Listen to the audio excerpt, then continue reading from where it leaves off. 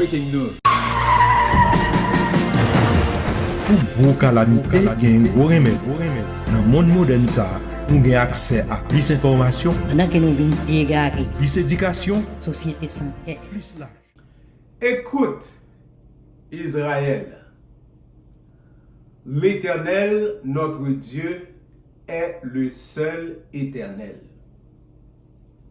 Hear, O Israel, the Lord our God, the Lord is one.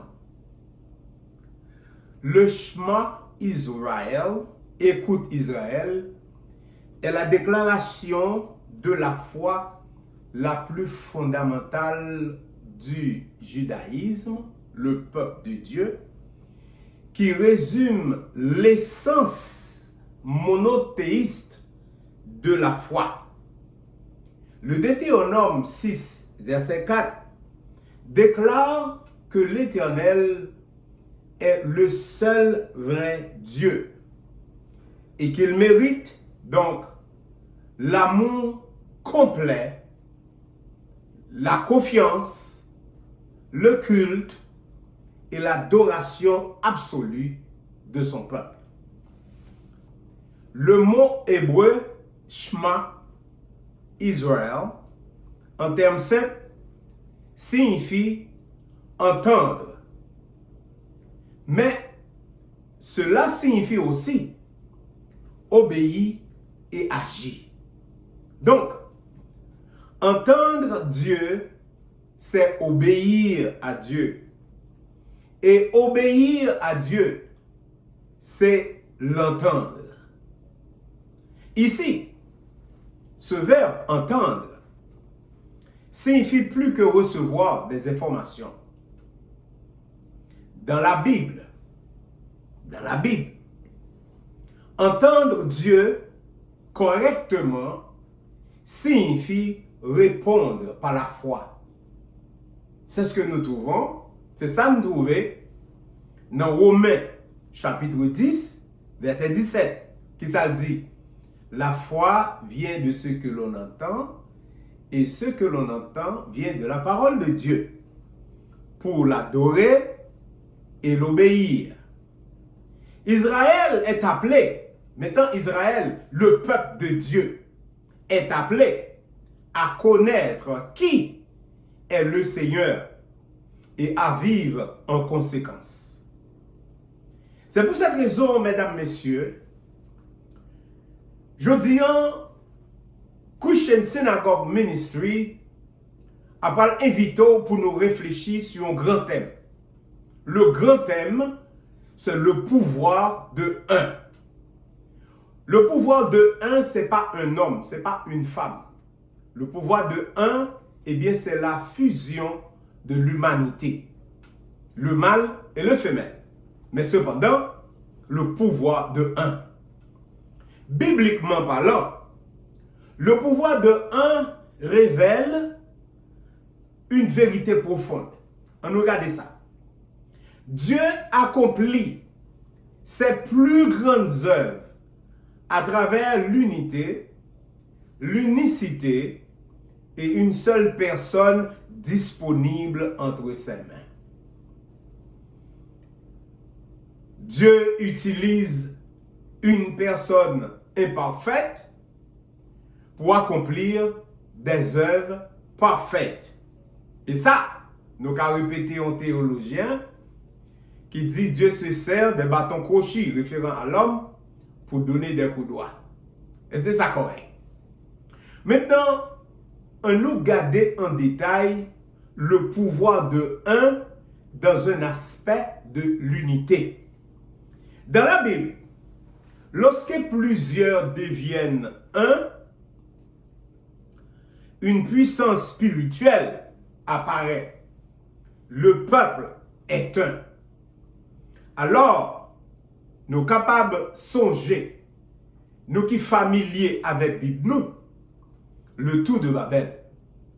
Même dans un mauvais projet, et cela même mauvais mal, l'unité de plusieurs produit une force remarquable. Ça, c'est fondamental. Pourquoi? Parce que l'unité est la présence de Dieu. L'unité détruit la division. L'unité produit la force. Le un biblique n'est pas l'effacement des différences. Est-ce que vous comprenez? Mais la parfaite communion des différences. On nous dit ça aujourd'hui. Il n'a pas parlé de l'unité mettre en commun. Ça pas empêcher que chaque élément qui unit est différent de l'autre. C'est le cas de dire la différence n'est pas un obstacle. Mais la différence ici, c'est une opportunité. Car c'est la communion parfaite des différences qui produit la force. Philosophiquement et psychologiquement, le pouvoir de un touche à l'identité, à l'unité intérieure, à la conscience et l'influence fondamentale d'un individu sur le monde. Maintenant, on nous regarde l'origine divine de un. La Bible commence avec un seul Dieu souverain.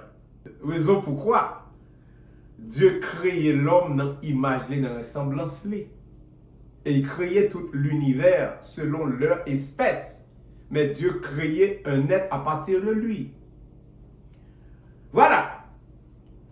Et l'Éternel établit un ordre en disant, Israël, écoutez, l'Éternel, votre Dieu, l'Éternel est un. Alors, avant multiplication, addition et autres, Dieu établit un ordre, un. En réalité, mesdames, messieurs, mes frères et sœurs, Dieu commence souvent par un homme. On nous regarde tout autour de la Bible, de l'Ancien au Nouveau Testament, à travers une seule personne obéissante. Dieu change l'histoire. On nous regarde des exemples. Noé, un homme juste, sauve sa famille du déluge. Abraham, un homme devient père des nations. Moïse, un homme confronte l'Égypte, l'empire égyptien. L'empire égyptien. David, un jeune berger, abat un géant, Goliath. Esther, une femme sauve tout un peuple. Dieu se sert d'un bâton crochet pour donner un coup de doigt. Dieu toujours chercher un être, un homme, une femme disponible. Est-ce que ou disponible? Bon Dieu a cherché ma soeur. Bon Dieu a cherché mon frère. Dieu cherche toujours un homme. Un homme qui a campé tant qu'un mur. Un homme qui a campé pour faire différence. Dans Ésaïe 59, verset 16, bon Dieu a cherché un homme. Il voit qu'il n'y a pas un homme. Il s'étonne de ce que personne n'intercède. Alors, son bras lui vient en aide. Et sa justice lui sert d'appui. Ésaïe 59, verset 16. Maintenant, son bras lui vient en aide parce qu'il n'a pas trouvé un homme. Et sa justice lui sert d'appui. Et puis, n'a pas regardé le sommet du pouvoir de un se trouve en quoi? En qui? En la personne de Jésus-Christ. Par un seul homme, le péché est entré dans le monde. Adam. Par un seul homme, le salut est venu en la personne de Christ.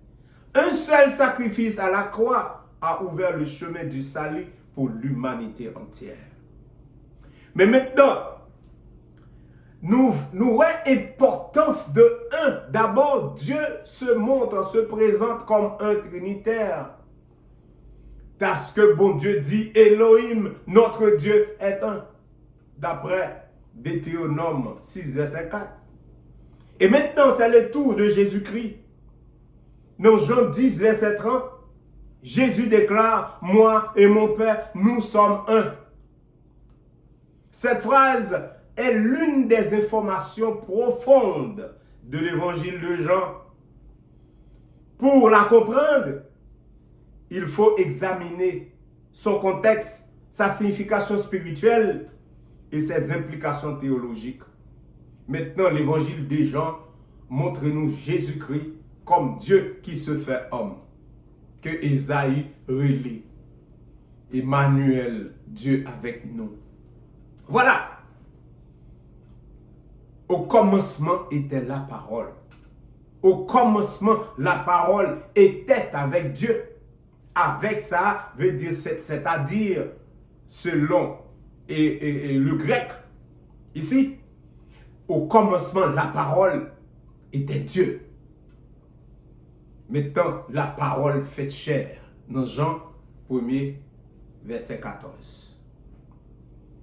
Maintenant, le contexte que Jean utilise, le Jean 10, le chapitre 10, le contexte, Jean se présente comme le bon berger qui protège ses brebis. Verset 28. Je leur donne la vie éternelle. Elles ne périront jamais et personne ne les ravira de ma main. Puis il ajoute dans Jean 10, verset 29. Mon Père qui me les a donnés est plus grand que tous et personne ne peut les ravir de la main de mon Père. C'est pour dire, maintenant, c'est la base fondamentale du salut. Depuis que Jésus-Christ ou accepter le recevoir le salut, pas rien, qu'une circonstance, qu'une force qui a retiré dans le salut. Maintenant, corrigez ça une fois pour toutes. Ainsi, la signification spirituelle de Jean chapitre 10, verset 30.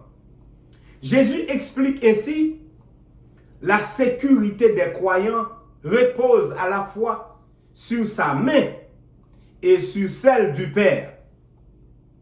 Leur action est parfaitement unie. Maintenant, les Jésus-Christ agit, eh bien, pas différent que le Père agit, ni le Saint-Esprit agit.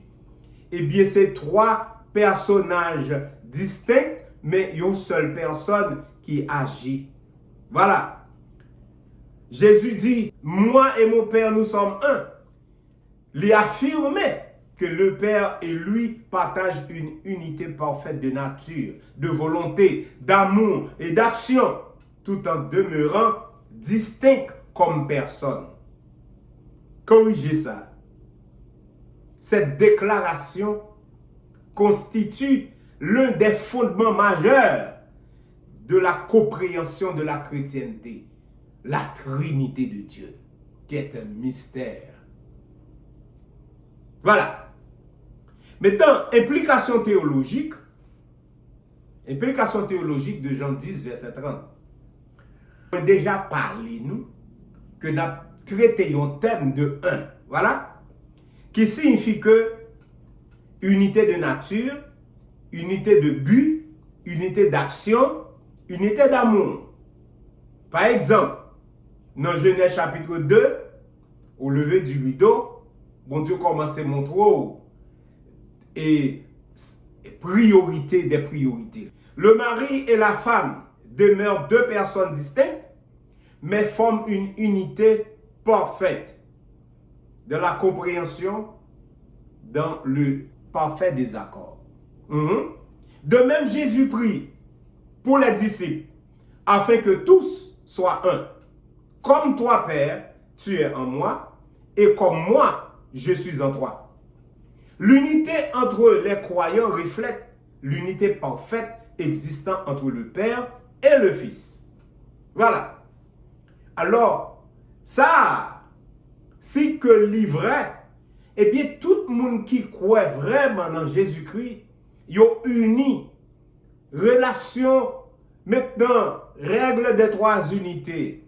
Ou croit dans Jésus-Christ, Jean croit dans Jésus-Christ, ou même avec Jean, nous formons une unité parfaite. La relation de l'homme avec l'homme, eh bien, il gagne une intersection. Intersection, c'est une relation individuelle avec Dieu. Chaque personne qui unit avec Dieu, eh bien, ça résout le problème de l'un avec l'autre. Parce que les ou même Jean ou unis avec Dieu, Joseph uni avec Dieu, entre Jean et Joseph, il faut une bonne relation. Dieu peut commencer petit avec une seule personne, puis transformer une génération entière. Parfois, le ciel n'attend pas toujours une foule, mais simplement une personne disponible. Attendez ça bien, oui? Le ciel n'attend pas toujours une foule, mais une personne disponible. On nous mettait ça en l'autre genre. Bon Dieu, pas jamais résoudre un problème avec la foule. Cherchez dans toute Bible. Essayez de comprendre ça une fois pour toutes. Esprit de foule, n'est pas spirituel. Relation pour chercher, c'est avec Dieu. Pas avec Jean, pas avec Jacques. Relation avec Jean, avec Jacques, la vie de bagaille inévitable. Les gens avec Jacques, nous tous les deux individuellement, nous avons une relation avec mon Dieu. Dieu n'attend pas toujours une foule, mais il cherche souvent un cœur disponible. Dieu cherche toujours un cœur disponible. Mais n'après même pas dans Jésus-Christ le bon berger. Le bon berger. Dans Luc chapitre 15, versets 3 à 10, nous joignons même attitude ça dans Jésus-Christ. La recherche de la brebis perdue illustre la compassion de Dieu qui n'hésite pas à quitter les 99 autres pour partir à la recherche de celui qui est égaré. Le bon berger, oui. Démontrant ainsi que chaque individu est précieux dans les yeux bon Dieu. Chaque grain de monde qui est sur la terre est précieux dans les yeux bon Dieu. Ça, c'est pour le berger, le bon berger, bien entendu. Chaque grain de brebis est précieux dans les yeux berger. Le vrai berger, le bon berger. Moi, je fais silence pour me quitter réfléchir. Chaque grain de brebis, je répète, est précieux dans les yeux bon berger. La foule, en d'autres termes, est l'influence extérieure, le conformisme, la soumission à l'opinion dominante. La foule, eh bien, c'est le monde qui a cherché à remplir le nombre, mais en réalité, qui peut chercher en relation avec bon Dieu. Le monde qui a esprit de foule, esprit de groupe, esprit de clan, esprit de système, esprit de tradition. Nous pas chercher en relation avec bon Dieu. La relation avec bon Dieu, c'est verticale. Et l'on chercher en relation avec bon Dieu, eh bien, tout le monde a compris. Tout le monde a compris ça. Parce que dans toute page Bible, il parlait mettant l'importance de un dans le bon Dieu. Parce que le un dans la Bible, c'est la conviction intérieure. Identité personnelle devant Dieu. L'unité fondée sur la vérité. Bon Dieu, ouais, tout détail dans la vie. On va pas cacher bon Dieu. Mais on va cacher tout le monde sur la terre, pas vrai? Ah, de comprendre que c'est, de comprendre que c'est. On va cacher tout le monde sur la terre. On va mettre un bel maquillage, une belle tenue, une belle coiffure, et puis un bel Satan. Parce que la foule pas cap connaître qui moun koye. Mais dès là où il y a conviction intérieure, ou pas voulez satisfaire la foule, ou besoin de relation personnelle avec bon Dieu, qui fondée sur la vérité. Mesdames, messieurs, nous allons rentrer dans le premier cas du 16e siècle pour nous capables de parcourir avec vous un événement. Pour nous capables de voir comment bon Dieu prend un serviteur pour faire face à la foule, à un système, à un géant. Eh bien, parce qu'elle est convaincue de la vérité. Et pour cela, il n'a pas peur pour confronter la foule et la puissance. Un géant. Je vais parler de Martin Luther. Le grand réformateur Martin Luther a souvent dû se tenir seul face à la foule, convaincu que la vérité ne se mesure pas au nombre de ceux qui l'approuvent. Voilà. C'est pas même nous tous cas d'accord nos bêtises. La vérité ne se mesure pas au nombre de ceux qui l'approuvent. C'est-à-dire, autant que le nombre en gros, c'est-à-dire, là, l'on côté où il y a pile monde, veut dire que dans la vérité, détourner ou des erreurs, ça, attendez. Jésus-Christ pas quitté en foule, non? Vous connaissez combien il a quitté? Et il y a une foule qui était toujours marché derrière d'eux. Qu'est-ce que ça veut dire pour vous-même? Je parle avec vous-même, vous-même seul. Qui ça veut dire pour vous? Jésus-Christ était une bonne foule qui marché derrière d'eux. Là, il commençait à bailler l'évangile, puis mon bouc, il est tout parti. Et puis, reste messieurs qui étaient là, il dit nous, pour qu'ils nous étaient là, à lire Jean 11, à lire chapitre 6, et à lire Jean chapitre 10. Il dit pour qu'ils nous étaient nous-mêmes. Et puis, Pierre parle pour nous ces paroles-là. C'est toi qui as la vie éternelle, qui as le pain de vie. Frère Axem, avant que nous rentrions dans le 16e siècle, le premier quart du 16e siècle, Mabdou yon bagay. Si vous ne continuez à regarder les vidéos, ou pas continuer à entendre des enseignements, le chemin de l'éternité est solitaire. Est-ce que vous comprenez? Le chemin de l'éternité est solitaire. Là où dans le chemin dans route étroite là, ou pas un pile bravo, ou pas un pile maintenant encouragement humain, ou même seul avec bon Dieu. Mais attention, l'Éternel fait une promesse. Même sur le chemin de l'ombre de la mort, je serai avec toi. Et pas madame, c'est pas mari, c'est pas petit tout, c'est pas fanatique ou capable, mais l'Éternel. Mesdames, messieurs, frères et sœurs, amis, compatriotes haïtiens, m'a présenté nous le premier quart du 16e siècle qui commençait 1er janvier 1501 et fini 31 décembre 1600. Le 16e siècle, c'est une période de transition majeure qui correspond en Europe à l'apogée de la Renaissance, attendez bien, oui, aux grandes découvertes et à la réforme protestante. Comme n'a fait marche arrière, n'a commencé avec dernière. Maintenant, le 16e siècle, la réforme protestante. N'a fait un rappel pour vous. Là, nous parler de premier quart de siècle, c'est un principe, une discipline que nous utilisons. Le premier quart de siècle, c'est un principe cardinal. Le premier quart d'une vie n'est jamais le temps de gloire. Mais le premier quart de siècle ou d'une vie est l'âge des racines.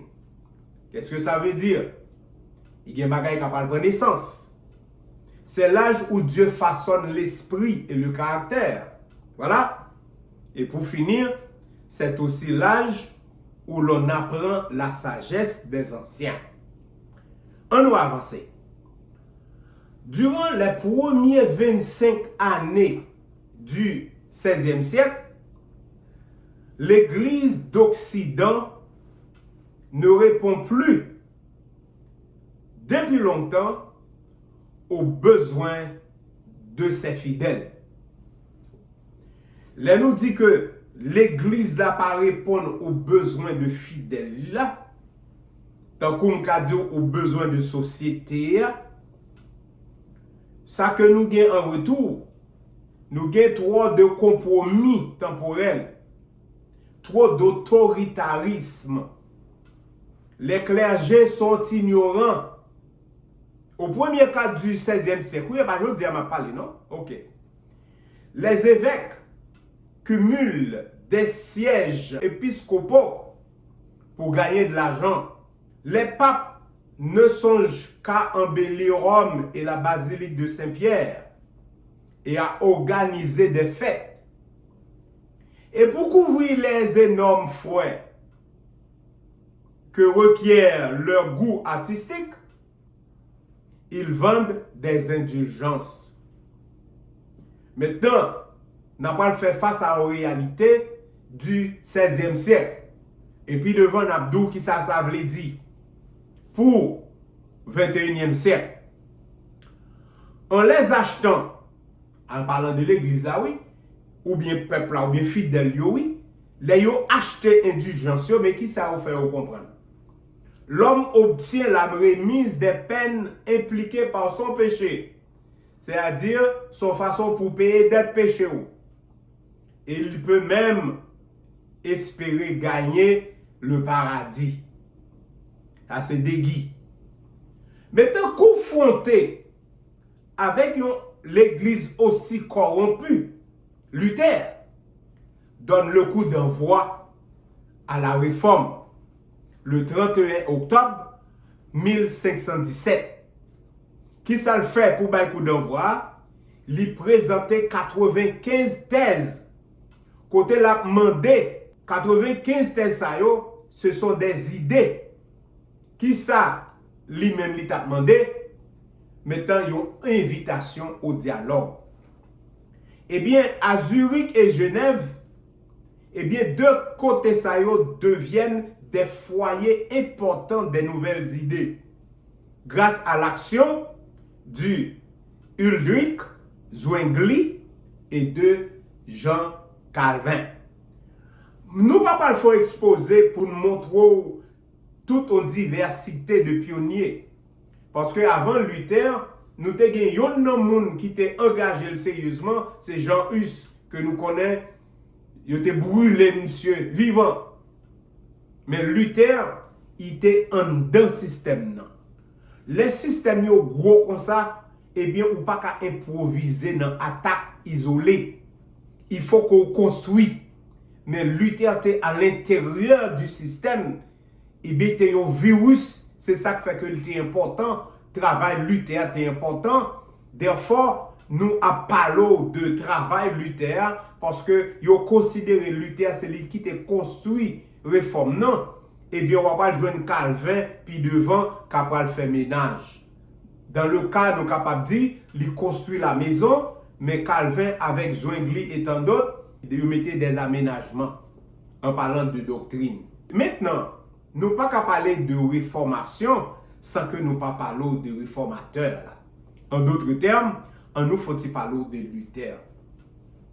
Grosso modo, Luther était un moine, théologien et professeur allemand considéré comme le principal initiateur de la réforme protestante en Europe. Mais comme on était considéré, therefore, moi-même, si moi-même, faut me considérer comme principal, maintenant réalisateur de la réforme. Eh bien, action Luther, yo était profondément transformé le christianisme. Et aujourd'hui, nous gagnons comme résultat travail Luther. Malheureusement, ce n'est pas l'objectif. Il n'a pas le plan bon détail puis devant. Luther transformé le christianisme, la politique européenne aussi, parce que l'église et politique, c'est deux bagages. Des fois, politiciens yo a évangélisé, des fois, bishop yo a politisé. Et bien, ouais, c'est pas simplement l'idée transformer le christianisme, l'idée transformer la politique européenne, et maintenant, eh bien, travail réformation, était aussi transformer la culture occidentale. Mais maintenant, nous ne pouvons pas parler de Luther sans que nous ne parlions de naissance et jeunesse. Très important. Eh bien, Luther a été pour naissance en 1483 à Hilsben, dans la Saint-Empire romain germanique en Allemagne. Papa Luther te voulu Luther, t'as fait droit pour être capable d'améliorer les conditions famille. C'était au rêve Papa Luther. Mais cependant, en 1505, il y a un événement qui t'est passé Luther, qui t'a changé tout avenir. Il dit qu'il y a un tonnerre qui t'est tombé, qui t'a manqué tuer Luther.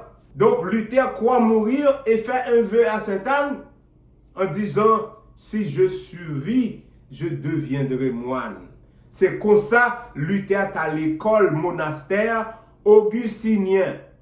Eh bien, chemin faisant, nous n'avons parlé pas bac, nous arrivons dans l'an 4, nous parlons du grand théologien africain, eh bien, Augustin, Saint-Augustin. Depuis l'an 4, mais nous avons 16e siècle, 12 siècles plus tard, mais nous gagnons produit de monastère augustinien, dont Luther, c'était un produit eh bien, de l'école Augustin. Parce que, eh bien, il était vraiment by enseignement importance. Maintenant qu'il crise, Luther a une crise spirituelle qui est importante pour nous partager. Luther a tourmenté à poser cette question ça.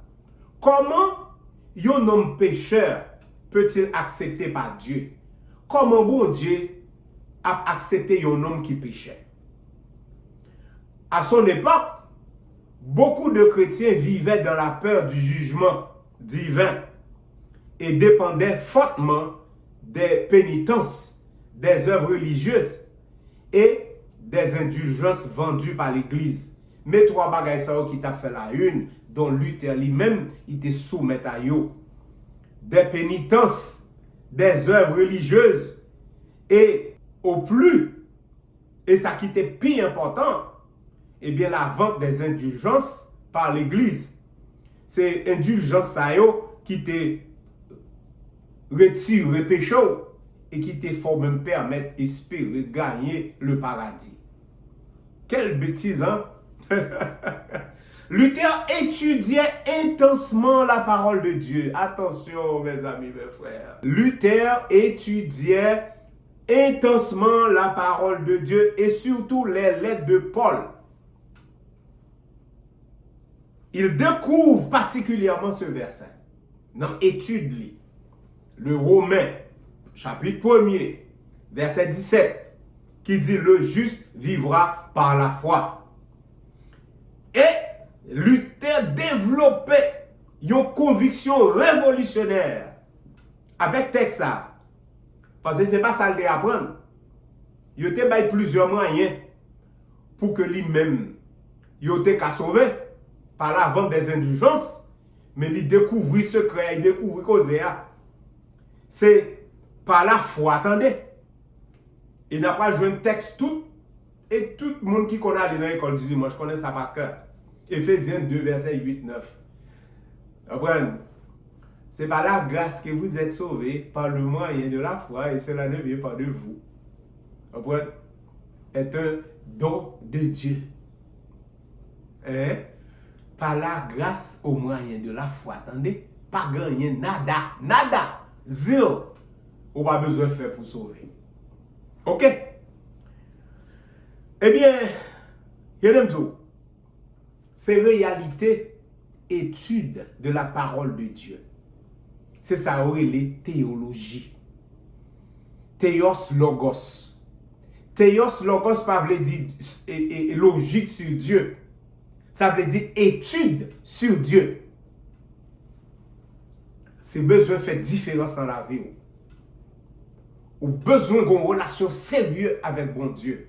Étudier la parole de Dieu. Pas contenter des femmes. Pas contenter de performance. Pas contenter de la vente des indulgences. Et n'a pas le dos qui s'allie. Maintenant, Luther t'a formulé un plan d'attaque à l'église là. Comment il t'a formulé? C'est par la publication des 95 thèses que il t'est allé à coller sous porte l'église là. Et cela, en 1517, ces 95 thèses ne sont pas un livre systématique, mais une série de propositions destinées au débat théologique. En d'autres termes, mesdames, messieurs, Luther n'a pas déclaré la guerre à un système gigantesque comme ça. Ce n'est pas effondrement de système, non, Luther, ouais. Ce n'est pas écrasement de système, non, Luther, ouais. Mais tout simplement, il te faut invitation au dialogue. On nous parle, on nous corrige les bagailles. Est-ce que vous comprenez? Mais cependant, ce n'est pas ça qui t'est fait. Le thème central de thèse là est le vrai pardon vient de Dieu et de la repentance sincère, non de l'achat des indulgences. Il mettait douette li dans ma langue. C'est ça qui est fondamental de 95 thèses là. On prend et écrit lui. Il dit c'est pour montrer le vrai pardon vient de Dieu. C'est la grâce, voilà. Alors nous faisons différence entre le pardon et la grâce. Parce que l'on étudie théologie ou qu'on ait détails. Le pardon, eh bien, c'est enlever la pénitence ou bien le salaire du péché. Est-ce que vous comprenez? Là, vous pardonnez ou là, vous faites une erreur, il n'y a pas de sentence. Voilà. Mais maintenant, la grâce, lui aller au-delà du pardon. Maintenant, c'est là que, au lieu de sentencer, bon Dieu, bon, le salut éternel. Ça, c'est la grâce. Et cela, il y a une combinaison de pardon et repentance sincère. Parce que si vous n'avez pas repenti de ça ou faire, eh bien, vous ne pouvez pas trouver grâce là. C'est ça qui fait que ce n'est pas achat des indulgences, attendez, qui t'a qu'à faire que vous-même vous trouvez pardon, eh bien, vous trouvez maintenant le salut éternel. Les indulgences étaient des certificats promus par certains prédicateurs, notamment Johann Tetzel. Alors on dit le prédicateur Tetzel, voilà, affirmant réduire les peines liées au péché plutôt que d'expliquer, mais ça n'a pas le fait. N'a pas le passer à pieds joints sur 95 thèses, ou pas besoin de peur. Nous avons fait ça rapidement. Nous ne pas parler graine par graine pour nous montrer qui sa thèse là là-dedans, mais nous allons étudier par groupe. OK? Par groupe. Et pour nous continuer, chaque fois que vous entendez parler de indulgence, eh bien, au XVIe siècle, eh bien, il est égal à dîme au XXIe siècle. Mais ça va être chaque fois autant d'indulgence, c'est ça Luther à combattre. Yon bagay que le peuple a payé, et puis il a gagné tout bagay. L'on paye dîme bien, ou gen appel l'on pas là, ou gen visite, ou bon bel enterrement. Est-ce que vous comprenez? Ou gen tout bagay que l'église a fait. Mais l'on pas qu'à payer dîme, eh bien, mon cher, absence ou avec présence ou est la misma cosa. Si vous comprenez espagnol. Maintenant, on nous passe à pied joint sous 95 thèses littéraires. Premièrement, les premiers groupes de 4, n'après pas groupe, premier groupe de 4, 1 à 4. Luther commence par déclarer que la vie chrétienne entièrement doit être une repentance continuelle. Meni. l'idée principale d'une repentance continuelle, c'est que le salut n'est pas un acte extérieur, ponctuel. Ce n'est pas acheter un document en référence, nous connaissons le faire, mais une transformation intérieure de cœur. C'est ça la repentance. Une transformation intérieure. Eh bien, ce n'est pas l'achat d'un document qui relève indulgence. Ce n'est pas payer dîme qu'il faut, bon, yon voit repentance pour moun qu'on a repenti, c'est pas payer dîme tendez. Eh bien, c'est une transformation intérieure. C'est ça, oui. Luther te gen courage pour te dire Jean lié. Faut gen courage. L'Éternel a cherché yon. Deuxièmement, n'a pris un groupe de 5 à 7. De 5 à 7, n'a parlé les limites du pouvoir du pape. C'est ça, indulgence, c'est ça, et les 95 thèses, t'es parlé. De 5 à 7, les limites du pouvoir du pape. Luther affirme que le pape peut annoncer le pardon de l'Église, mais ne peut pas enlever la culpabilité devant Dieu par sa propre autorité. Est-ce que ça clair? Il remet en question l'idée que l'autorité humaine puisse contrôler le salut. Ah, nous t'en causer, pas qu'une autorité humaine ni action humaine qui a influencé le salut, est que le salut est déjà conforme avec le Seigneur, sa majesté. Troisième groupe, de 8 à 20, Luther critique les indulgences. On nous regarde. Luther critique sévèrement la prédication des indulgences. Il dit que l'argent ne sauve pas. Les indulgences créent une fausse sécurité spirituelle. La vraie repentance est plus importante. Le peuple croit parfois. J'ai payé donc je suis pardonné. Pour Luther, cela demande de tourner la foi authentique. Est-ce que ça pas familier? Grand peu de monde qui connaît depuis au pays dit yo rempli les conditions pour yo sauver, pas vrai? Grand peu de monde qui croit dans dim et me souhaite pas yon nan yo. Pas vraiment et attaquer personnalité avec tout respect que je vous dois, mais c'est une erreur parce que payer la dîme pas garantit nada. Tout simplement ou soumettre à exigence à un homme. Et pas bon yo tiers de temps en seconde dans l'éternité bienheureuse. Et m'pa against, m'pa contre yon monde qui veut bailler librement tant que la parole de Dieu dit, la parole de Dieu dit sans contrainte ni tristesse. Donne selon cœur. Voilà. Maintenant, n'a pas pour l'autre groupe de 21 au 40. Eh bien, Luther parlait les abus des prédicateurs. Écoutez bien, oui, prédicateurs. Luther accuse certains vendeurs d'indulgence de manipuler les foules. Et ça pas clair?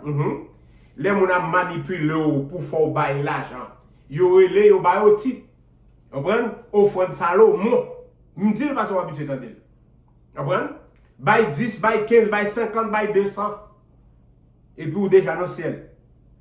Nous pas vivre moment ça encore. C'est depuis qui côté nous sorti pour nous arriver là, côté nous est là. 21e siècle. Maintenant depuis 16e siècle, mais on nomme décampé. Luther. Luther critique la peur utilisée pour récolter de l'argent. Et pas vrai? On ne pas faire peur vrai, puis on pas comme le monde. Les promesses exagérées. Yo bonne promesse vide. L'exploitation des pauvres. Mes amis, non ça dure. Exploitation des pauvres. Mes amis, nous nos communautés pauvres. Et nous avons été pauvres jusqu'à ce que yo arrivent dans le retirement. Maintenant, ça pose un problème moral. Relève Jean-Lié, il pose un problème moral. Quand pile malheureux capote gros l'argent l'église, moun yo pauvre. Mais yo force yo bay comme là parce que yo fait yo connaissez conseil spirituel. Puis yo satisfait nègre. Puis yo satisfait moun. C'est comme ça oui. Pourquoi prendre l'argent des pauvres pour construire des bâtiments? Mais oui. Notre thèse Luther, oui, de 21,40 €. Pourquoi prendre l'argent des pauvres pour construire des bâtiments religieux alors qu'ils souffrent déjà? Moun yo pas capable. Et cela, même si Kobrita est maintenant, yo prennent non mais au dernier moment, yo pas même qu'à vivre. Pendant ce temps, il y a des gens qui ont bien mené. Et puis, au de sa bénédiction, bon Dieu. De 41 au 52, les vraies œuvres chrétiennes, Luther enseigne qu'aider les pauvres, aimer son prochain et pratiquer la charité sont supérieures à l'achat des indulgences. On nous met le panneau. Mais qui ça Luther a pensé? Pour nous aider pauvres, c'est pour nous remettre. Pour nous pratiquer la charité. C'est nous pour pratiquer la charité. C'est pas tirer, torder pour nous torder mais eh bien, toute bagaille ça yo supérieur à l'achat des indulgences, l'on torder mais pour nous prendre 10 dans mais sans yo pas vle. Nous établissons condition si de quoi non. Pour continuer, de 53 au 68, la critique du trésor de l'Église. À l'époque, l'Église parlait d'un trésor des mérites accumulés par les saints. Luther répond, le véritable trésor de l'Église est l'évangile de la grâce de Dieu. Mais ce trésor, l'Église, attendez, c'est l'évangile de la grâce de Dieu.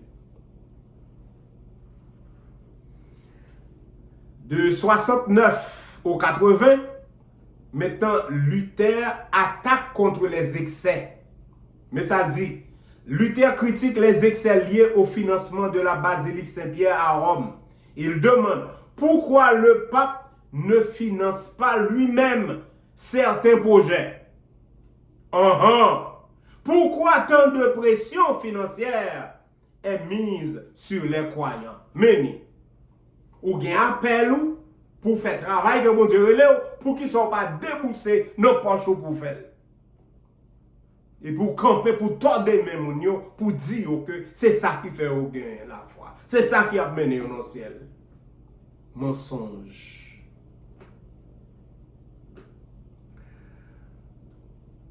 De 81 à 91, je suis arrivé. Les questions dangereuses. Luther soulève des questions qui troublent profondément l'autorité religieuse. Mais, si le pape peut libérer des âmes du purgatoire, pourquoi ne les libère-t-il pas gratuitement par amour?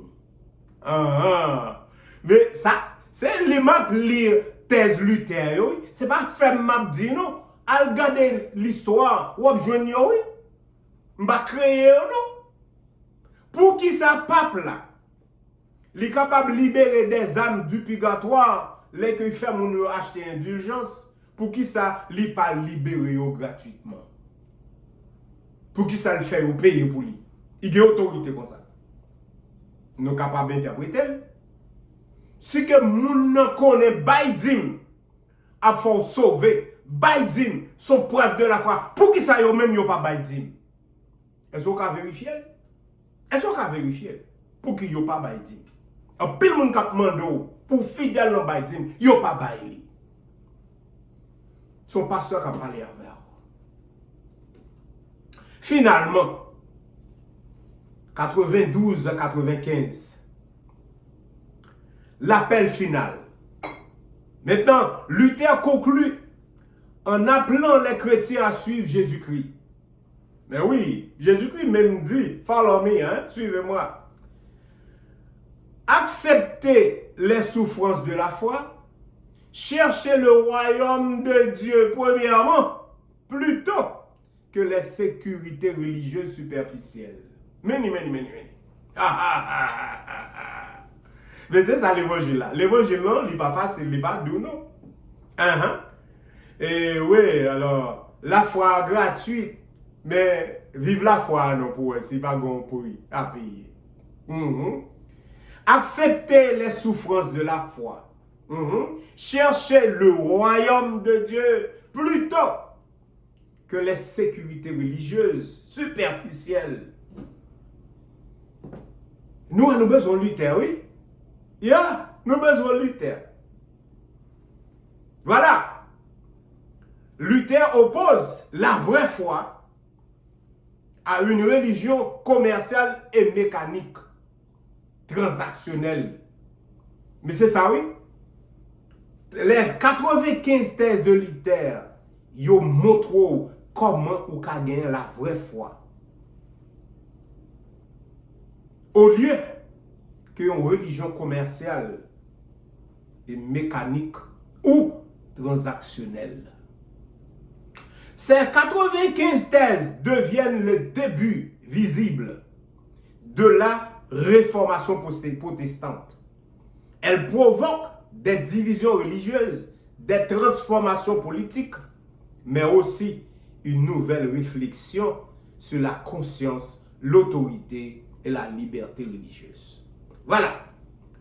En résumé, mesdames, messieurs, le cœur du message de Luther, Dieu veut une foi sincère et un cœur repentant, non une religion achetée ou transactionnelle.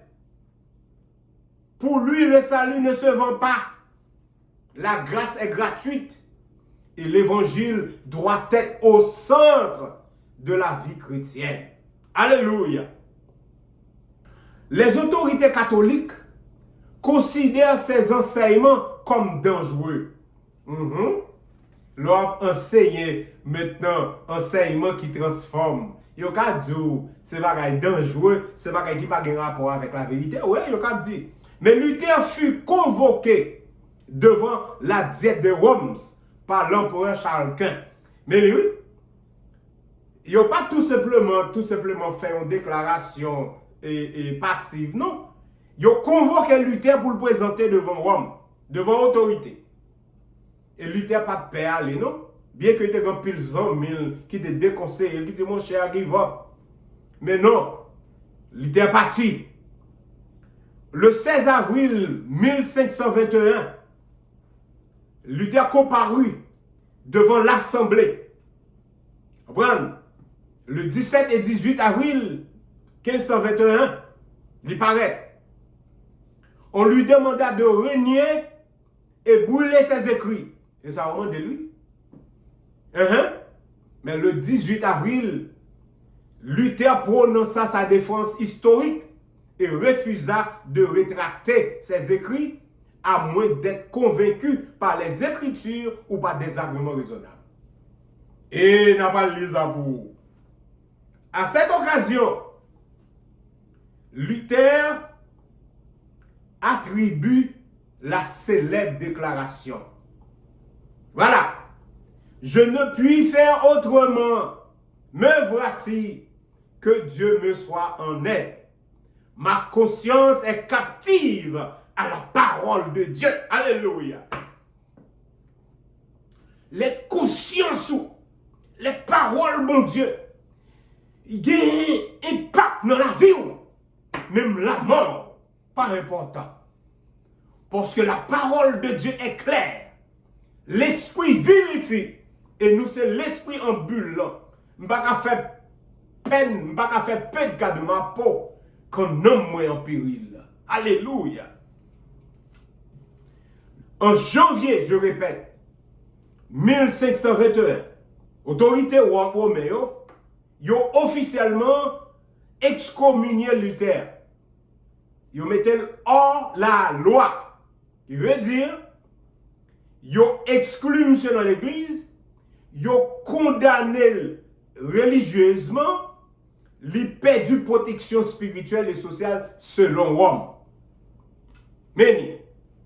Mais attention, est-ce que nous pas gagné un pile monde qui est excommunié? Ils n'ont pas dit, ils n'ont pas gagné autorité puis ils fait donc Rome. Mais ils ont excommunié. Ils ont parlé dans les coulisses parce qu'on campé pour la vérité. Et nous besoin l'autre Luther Dans l'époque ça, yon moun qui était excommunié, c'est un bagay qui était grave. N'importe bagay qui était arrivé, et pas gen moun, ou pas gen ken et recours légal. Il pas gen ken justice pour faire tête tout. N'importe moun te ka passer sous. Et bien c'est comme ça on te traité Luther. Mais maintenant, est-ce que d'après ou yo excommunié Luther, on pense que tout bagay est fini? Non. Tout bagay pas fini.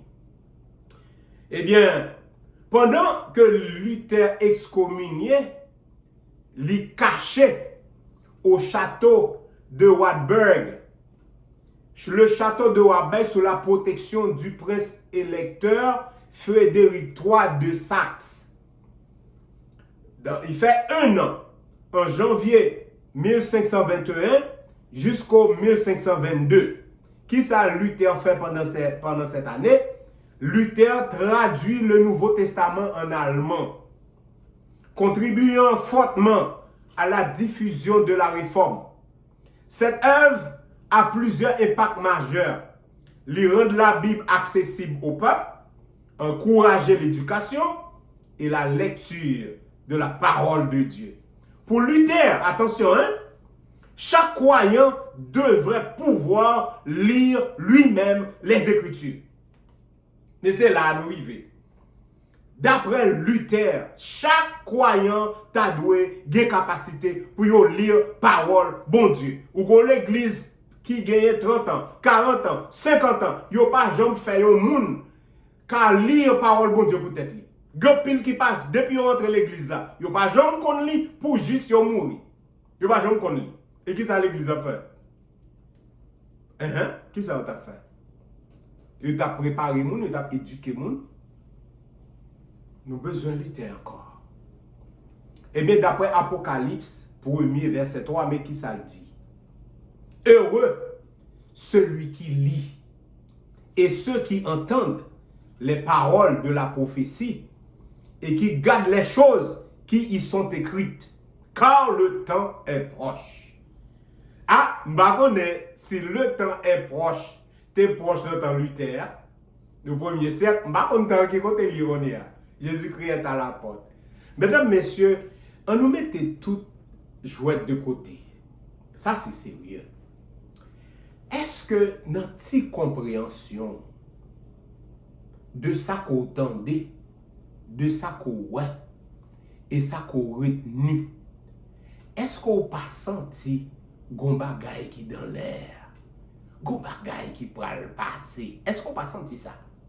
Mais bien sûr, pas gen alerte spirituelle en profondeur. Mais au moins, depuis qu'on a différencié le vrai et le faux, ou bien le bien et le mal, faut oui, gon bagay qui pas normal.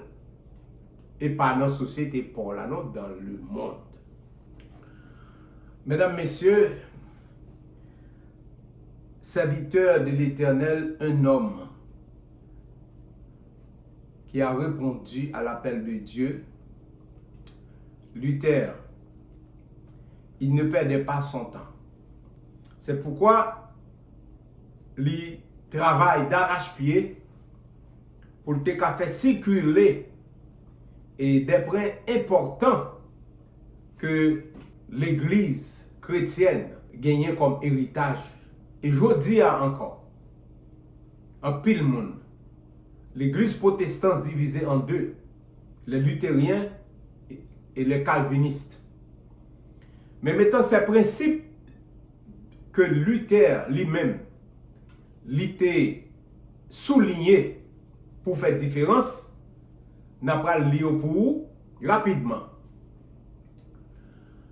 Les idées centrales de Luther sont souvent résumées par les solas, ce que les théologiens appellent la quintessence de la foi chrétienne. On n'a pas commencé par sola scriptura, la Bible est seule autorité suprême. Sola fide, le salut vient par la foi seule. Sola gratia, le salut est accordé par la grâce seule. Solus Christus, Jésus-Christ est le seul médiateur entre Dieu et les hommes. Soli Deo Gloria, à Dieu seul soit la gloire. Mais maintenant, idée doctrinale ça yo pour enseignement de la chrétienté, yo te fait gros impact historique. Et n'a pas le jour. La réforme de Luther provoque la naissance des églises protestantes, des guerres religieuses en Europe, des transformations politiques majeures, une nouvelle vision de conscience individuelle et de la liberté religieuse. Si vous songez ou d'écouter la quatrième vidéo, ça qui passait dans moi, mais nous te parlons des traités de Westphalie qui étaient faits en 1648 au XVIIe siècle. Au premier cas du XVIIe siècle, c'était maintenant lancé de la guerre de religion. Et notez donc que c'est au premier cas du XVIIe siècle que l'Église protestante, en la personne de la réformation luthérienne et calviniste, il été accepté officiellement. Qui veut dire un siècle plus tard, au XVIIe siècle, il été accepté officiellement, mettant la réformation. Mais un siècle en arrière, le premier cas du XVIe siècle, eh bien, c'était le déclenchement de la réforme par un des serviteurs, le pouvoir de Martin Luther. Nous connaissons tolérance religieuse que nous vivons aujourd'hui. Chaque monde qui a levé ou fait religion par eux. Mais que ça y a fait, c'est ça, yo même yo imposé. On fait loi par eux. On est conforme avec la Bible, mais on pas conforme avec la loi que vous faites dans l'église là. Place ou pas là. Ça, l'église, c'est pas seul du fan qui dit, pas que monde captant de là, qui va vérifier. Alright. Eh bien, la réforme n'est pas seulement un événement passé. Ce n'est pas un événement passé. Même si ça a été fait au XVIe siècle, mais il y a un impact dans le temps que nous vivons qu'on y est, 5 siècles plus tard. Voilà. C'est un mouvement qui continue encore aujourd'hui. C'est pas vrai? Dieu appelle toujours à revenir à sa parole. Nous avons un peu des serviteurs et nous connaissons Return to the Word of God. Nous avons des collègues nous qui ont un ministère, le retour à la parole, qui a travaillé d'arrache-pied afin que parole, bon Dieu, qu'a rencontré avec un homme. Voilà. Eh bien, Dieu appelle toujours à revenir à sa parole, à vivre une foi authentique et à chercher l'unité dans la vérité. Prophétiquement, la réforme est une réalité constante. Voilà. La vérité rassemble. Voilà. Mais elle peut aussi diviser. Mais Jésus-Christ même dit qu'il porte une forme de séparation. Dans Luc 12, verset 51. Voilà. Et je n'aime tout. Du foyer, moi-même. M'abdou ça. Mieux vaut diviser dans la vérité qu'uni dans le mensonge. Ça va être d'accord avec. Ça va être d'accord avec. Même si tout ça me dit qu'on va d'accord. Mais on va être d'accord avec ça. Plutôt diviser avec nous d'accord pour nous désaccords dans la vérité. Mais nous fait nous unité dans le mensonge. Et que j'aime dire, son bagage qui est grave, les gens ont une conviction erronée. Est-ce qu'on connaît, pour information, toute guerre à la base, c'est religion qui est à la base, parce qu'il y a une conviction erronée de la vérité. Voilà. Une lecture prophétique et symbolique de la réforme protestante.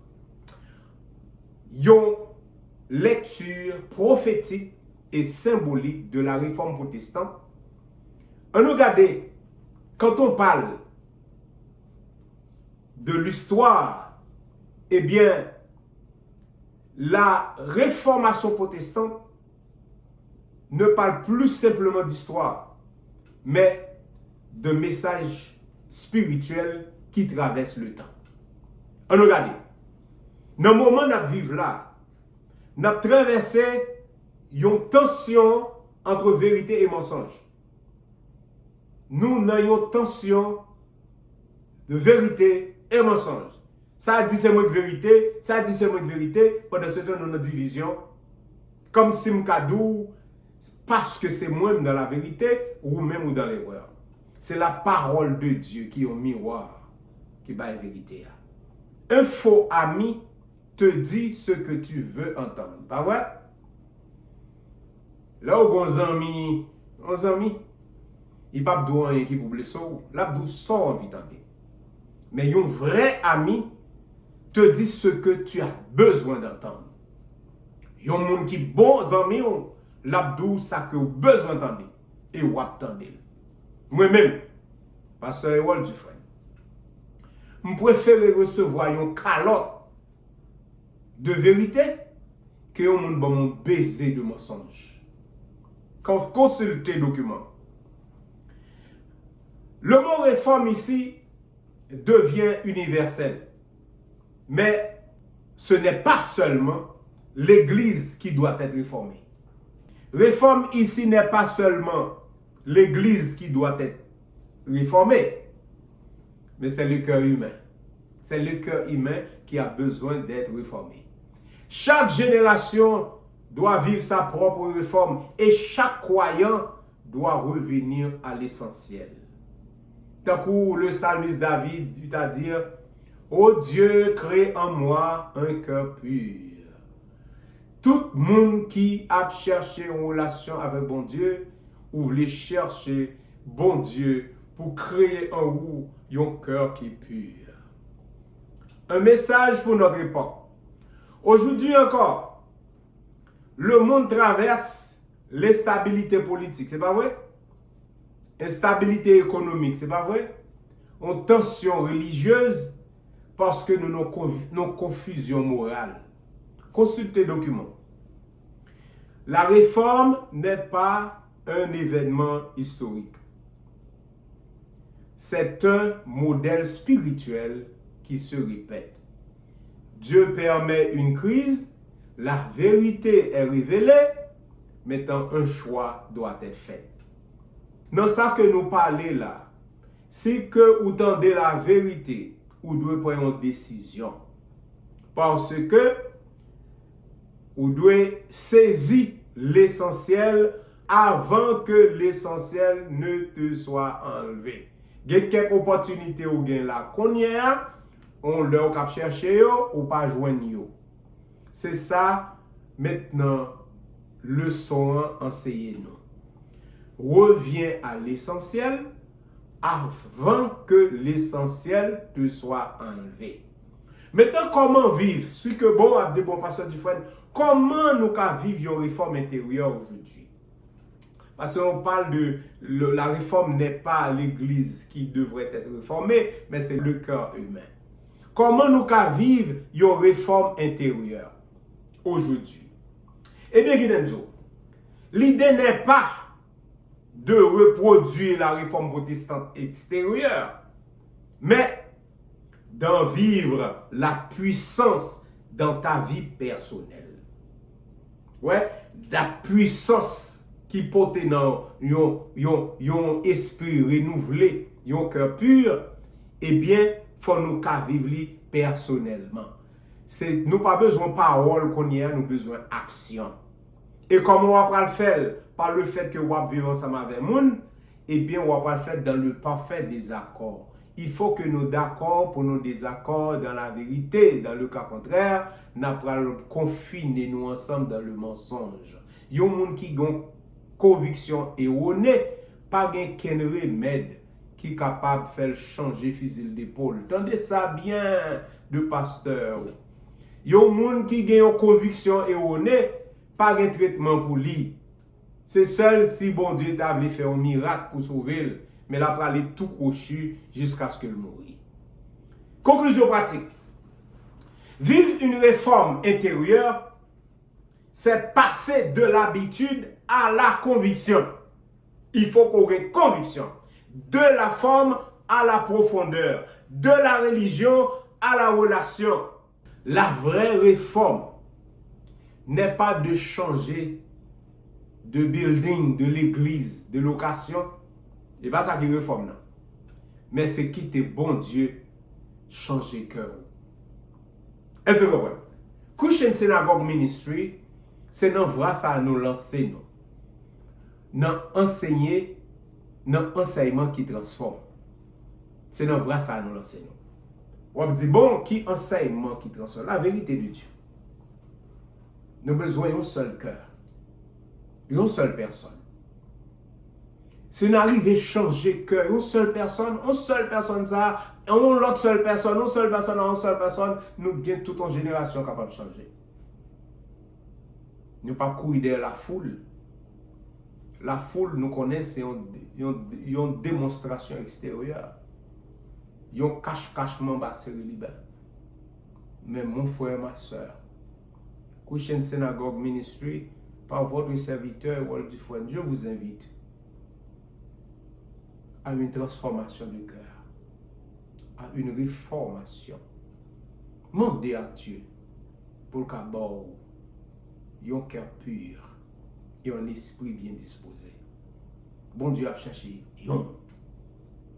ou même, ou bien ou même. Bon Dieu pas résoudre problème foule par la foule. Bon Dieu résout un problème d'une génération, d'une foule, pas une personne. Personne ça ka ou même. Personne ça ka ou même qui peut dire oui à bon Dieu. Maintenant, attention. Reviens à l'essentiel avant que l'essentiel ne te soit enlevé. Que la paix de Dieu vous soit. Que la paix de Dieu vous soit. Alléluia. Alléluia. Amen. Synagogue chrétien autant de voix saignent après les dit. Qui est-ce nous poil voyer? Et qui est-ce qui poil marcher pour nous? Moi répondre, c'est hier, devant Goliath, dans temps moderne, nous avons besoin de l'autre David, c'est hier insisté. Est-ce qu'on voulait faire confiance? C'est comme ça moi répondre lui. Voyez-moi, pasteur Harold Dufresne, MTS, MACA.